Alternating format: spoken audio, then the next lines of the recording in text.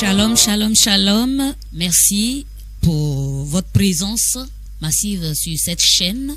Je suis la servante Élie et je vais rendre mon témoignage parce que libérée d'une maladie incurable dès l'abandon des objets de Jézabel. Mais avant tout, j'aimerais qu'on prie. Seigneur Dieu Tout-Puissant, Père Céleste, je voudrais te dire merci et grand merci. Merci pour tous ces témoignages sur les chaînes des réseaux sociaux que tu utilises pour nous ramener à toi. Je voudrais te demander de me donner, Seigneur, cette capacité de pouvoir rendre ce témoignage dignement afin que la gloire te revienne. Car je sais que quelqu'un, quelque part, de la même manière dont tu m'as ramené à toi au travers des témoignages, je sais que quelqu'un, quelque part, a besoin de cela. Agis pour la seule gloire à ton nom, au nom puissant et précieux de Jésus-Christ. Amen.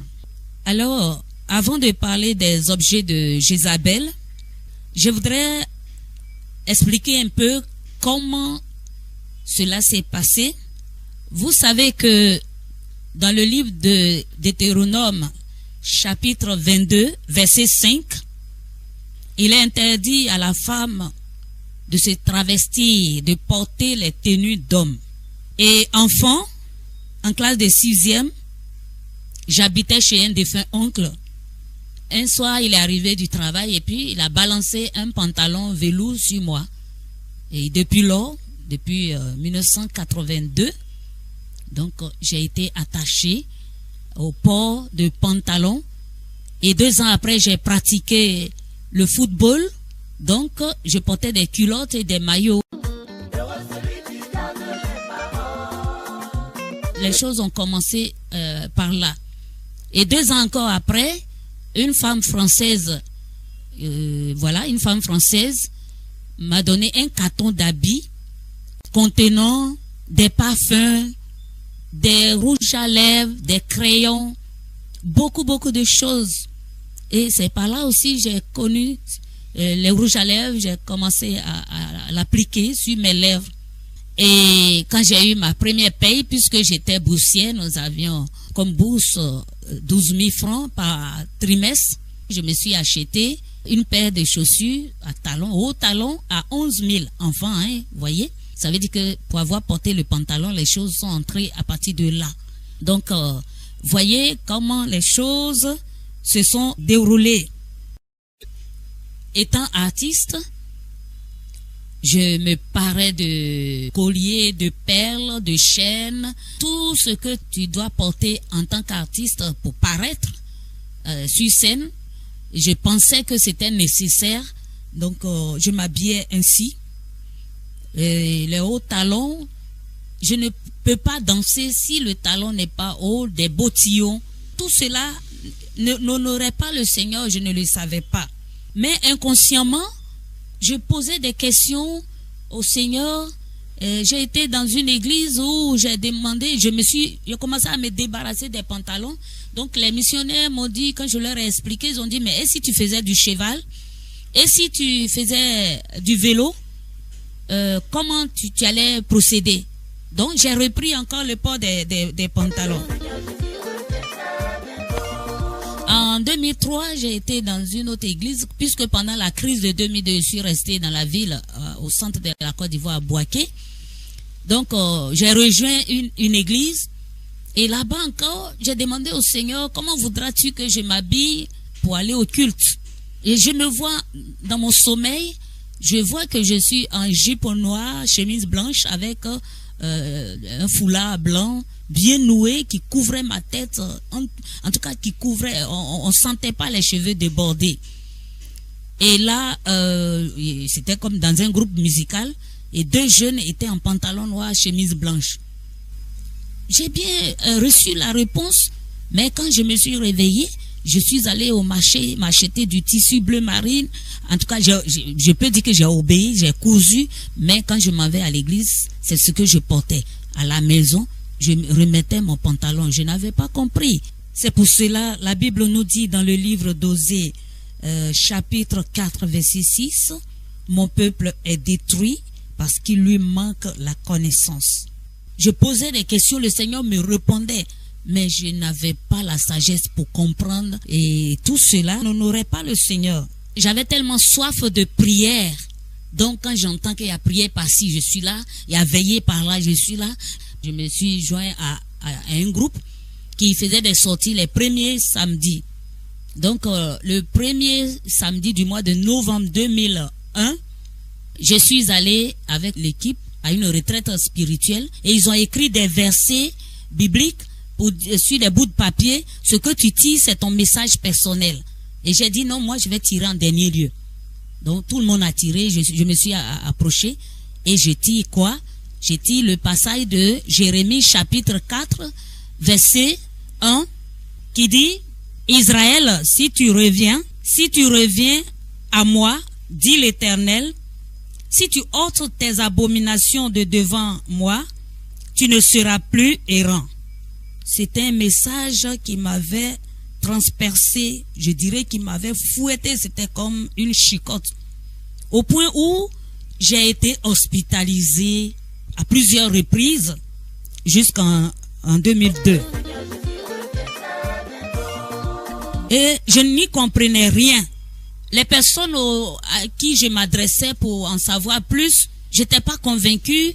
Bien que n'y sachant rien, je n'étais pas convaincu de leur réponse. Voilà, jusqu'en 2003, jusqu'à ce que je rencontre l'église dont j'ai parlé là. Et la prophétesse m'a dit, quand tu es venu au Seigneur, les esprits des familles, il n'y a pas eu de cuit d'âme, il n'y a pas eu de délivrance. Donc, c'est un peu comme le cordon ombilical n'était pas coupé. J'y ai cru jusqu'en janvier 2020. J'ai pris conscience de ma situation stagnante. J'ai dit, mais Seigneur, l'esprit de ma famille n'est pas plus fort que ton esprit qui est en moi. Pourquoi ce blocage? Et tout cela, c'était dans mon cœur. Comme le Seigneur, il sonde les reins et les cœurs, comme le dit Apocalypse chapitre 2, verset 23. Donc, lui, Dieu, connaissant ce qui se passe dans mon cœur, m'a orienté sur la chaîne YouTube et j'ai vu des témoignages dont la vidéo intitulée « Le 5e sataniste ivoirien et le premier ministre de Lucifer en Afrique ». Bon, ça a attiré mon attention. Qu'est-ce que ça voulait dire? Donc, en l'écoutant, là, j'ai su, plus tard, d'autres vidéos. Il a dit que quand ils allaient dans les églises, c'est dans les mèches qu'ils se cachaient. Ah, ça m'a suffi pour courir à l'église, dire aux femmes, désormais que plus personne ne porte des mèches. Vous savez que s'ils sont dans les mèches, c'est pourquoi vous avez des problèmes dans les foyers. Les esprits logent avec vous dans les maisons. Donc, comme j'ai eu d'autres témoignages à propos des ports de boucles d'oreilles, des chaînes, désormais, on met plus de vernis, plus de rouge à lèvres et tout. Vers le mois de janvier, j'ai suivi le témoignage de la sœur Aïssa, la servante Marie de Magdala aujourd'hui, et qui avait eu les cheveux tressés, transformés en serpent. Et quand elle a coupé, la sirène est entrée dans sa chambre par le mur. Ce n'était ni en vision, ni en songe. Converser vis-à-vis avec la sirène qui lui a dit, mais détrompe-toi, tu as coupé, mais j'ai écrit en bas de ta tête, tout comme les femmes qui se défrisent les cheveux, j'ai écrit le signe de la bête sur leur cuir chevelu. Elle lui a demandé c'est quoi le signe de la bête. Il a dit, ah, tu sais pas. Tu sais pas le signe 666 là. Toutes les femmes qui défrisent leurs cheveux et toutes les femmes qui mettent les mèches, c'est déjà écrit. Là, on était entre 2h et 3h du matin. Et bien que mon poignet me fasse mal, mais je me suis saisi d'une paire de ciseaux et j'ai enlevé tous mes cheveux. J'avais de très longs cheveux. Mais en mettant tout faux, alors que nous avons un Dieu de vérité, le seul vrai Dieu, il est le Dieu de vérité, et nous mettons tout faux. Faux cheveux, faux cils, faux ongles. On met couleur sur notre lèvre parce qu'il aurait dû faire nos lèvres selon la couleur qu'on met. Nos lèvres devraient être rouges, donc comme Dieu l'a pas fait, on corrige Dieu. Moi aussi, j'ai corrigé le Seigneur. J'ai porté de hauts talons, j'ai porté des pantalons. Je ne pouvais m'habiller, me sentir en sécurité diabolique que dans les ports de pantalons. Donc, quand j'ai vu tout cela, j'ai fait un jeûne de 7 jours. L'un des pasteurs que le Seigneur dit qu'il approuve dans mon pays, en Côte d'Ivoire, apôtre Abraham, Et je suis allé refaire mon baptême. Oui, c'était nécessaire puisque on fait le baptême de repentance. Si même on m'a déjà baptisé et que j'ai mis les choses de Jézabel sur moi, il faut me dépouiller de tout cela. J'avais pris encore un jeûne de 3 jours pour dire au Seigneur, je reviens à toi. Donc maintenant, j'ai dit, Seigneur, je reviens à la maison. Seigneur, je reviens à la maison. Seigneur, je reviens à toi. Aie pitié de moi. Souviens-toi de moi, Seigneur. Comme le Père s'est souvenu de son enfant, l'enfant prodige. Dans le livre de Luc, chapitre 15, verset 20. Si lui, être humain, il a eu compassion de son fils pour l'accueillir à bras ouverts, Seigneur, souviens-toi de moi. Tu l'as dit dans Ésaïe 54, verset 10, que même si les montagnes s'éloigneraient et que les collines chancelleraient, ton amour pour moi ne va pas chanceler. Souviens-toi de moi. Souviens-toi de moi. Tu es l'Éternel, mon Créateur, mon époux. Alors, donc le Seigneur s'est souvenu de moi. Et quand j'ai fini de me débarrasser, selon les vidéos que je voyais, j'ai fini de me débarrasser de tout cela. Le 24 janvier 2001, 6 heures du matin, j'étais aux toilettes. Puis comme ça, une voix douce me dit, c'est tout cela j'appelais abomination. J'ai crié, waouh, quelle patience! Novembre 2001, janvier 2021, pratiquement 20 ans, le Seigneur a été patient. Et si je mourais entre-temps? Mais je partais dans le feu de l'enfer.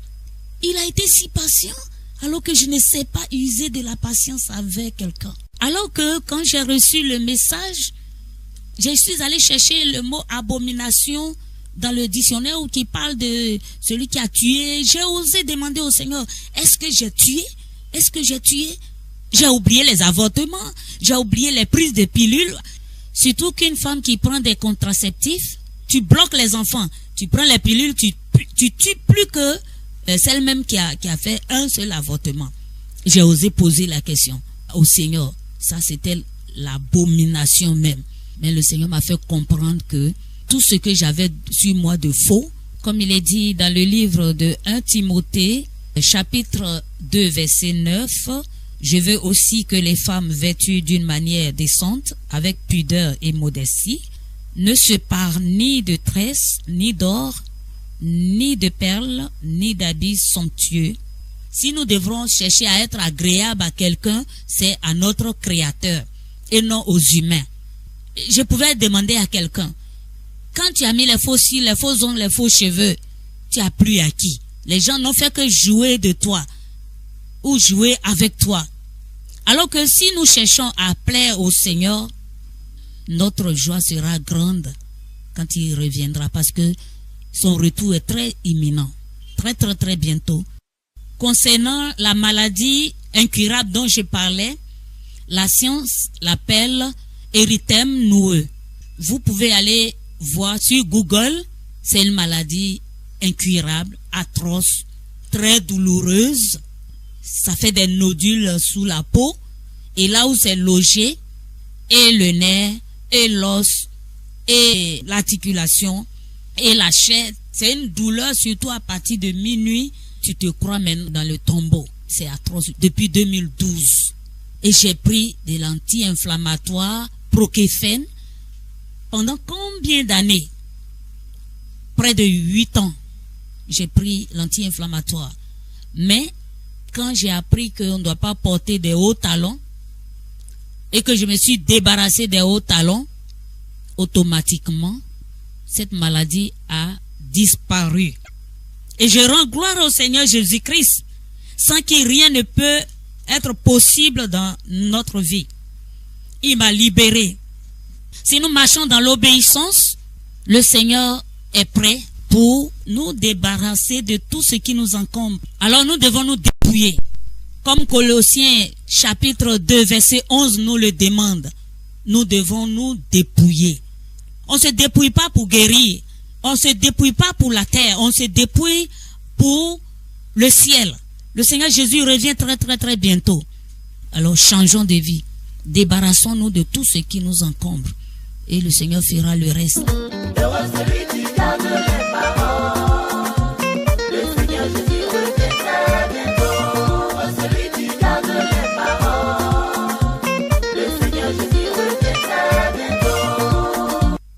Shalom.